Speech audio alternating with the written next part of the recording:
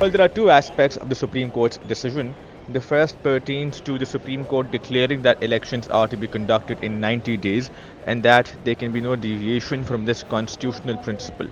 Now, there can be no cavil or no objection to the Supreme Court recognizing and acknowledging this principle because the Constitution is very clear that elections are to be conducted in 90 days. And delaying or postponing elections on any tenuous grounds like economic problems, the economy being in a precarious situation, or security concerns, if elections are to be allowed, if we allow elections to be postponed on such tenuous grounds, it would set a very dangerous precedent. Nonetheless, the other fundamental and critical issue is whether or not the Supreme Court ought to have taken suo motu cognizance of this case, particularly given that similar disputes are pending before the High Courts, and the Supreme Court, by taking suo motu cognizance of this dispute, has virtually rendered proceedings before the High Courts infructuous. More importantly, and I think at this juncture, the order of the Supreme Court is not available. So, as far as the dissenting notes of Justice Shah and Justice Mandokhail are concerned, those dissenting notes rather, perhaps also shed light on why it was not appropriate for the Supreme Court to take cognizance of this case in the first place. And I think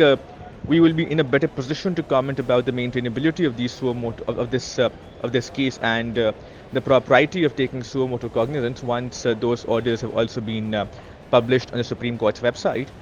Now, the other issue in this case is also extremely critical, and it has ramifications on not only the independence of the judiciary but also the public's faith in the judiciary, and that is the formation of the bench. The manner in which the Supreme Court constituted a 9-member bench while excluding the two senior-most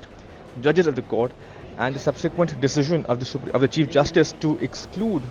certain judges and then reconstitute the bench after it had been seized with this dispute. Such arbitrary and perhaps inexplicable reconstitution of the bench also raises concerns about the partiality of the court, and it also has certain implications on the public's confidence in the court's ability to act as a neutral arbiter of the law. So I think, notwithstanding the intentions of the Chief Justice while taking suo motu cognizance of this case, I think this case and the judgment rendered by the court in this case is perhaps likely to raise more questions than it can answer.